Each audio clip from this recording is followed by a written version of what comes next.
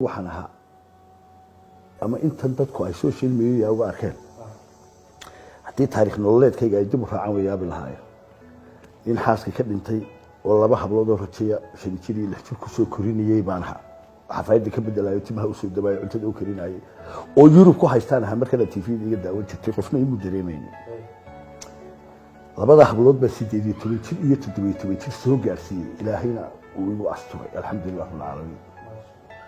marka laba hablood korinayso eriga lagu yiraahdo guriyaaba waa habaar waa gabadhu ka dhimantay way guriga muxuu ku baayaa daadana kala ka guursanaysaa xitaa walaaltinimadii caruurta dhimanayso caruurtiina wala kala qaadanaya marka guriga waa baabaayay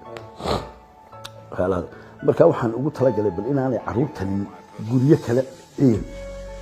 iyo uqdad ugu korin aan intu kala iska laacan gurigana baabiinayna labadii hablood koriyo oo hooyadii ilaahay u naxariisto maxay ka waraabiya ay ka maqlaato marka ni Soomaaliyeed way adag tahay boqolkiiba 99 way adag tahay inuu laba hablood Yurub iyagoo shirkad iyo xir lagaga dhintay inta ay noolaayeen hooyadu waxay kaga dhacay naaskana wixii xuma kaga dhacay dabadeedna guriga ku hayay noloshayda aynkaasa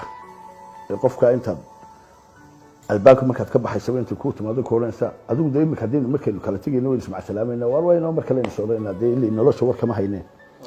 balka war qof markaad guriga ka baxayso aad for sure isna badgaleynaysan hadaan kuugu iimo waayo de saamaxay isleedihiin for 5 years bal ku jiray waxaan ku jiray inaan labada hablood koriyo oo aan rajanimo wadiga arkay markii Yurub dumar iyo rag isqabo caruurta haysta caruurta laga qaadaya bal min laba hablood haya ka waran social-ka ku daba galo dawladda halkan caynkan markii waxba ii waayeen markii daba iyaga ay caawin jirtay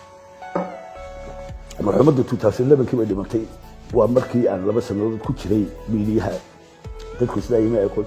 ilaa iminka hablaha baan koriya miidiyahana waa la igu arkaa laakiin dadku isma weydiin kan nolosheeda rasmiga ah weligeena kama warramin ma jecel inta ay mooyaan inaan ka warramo iska de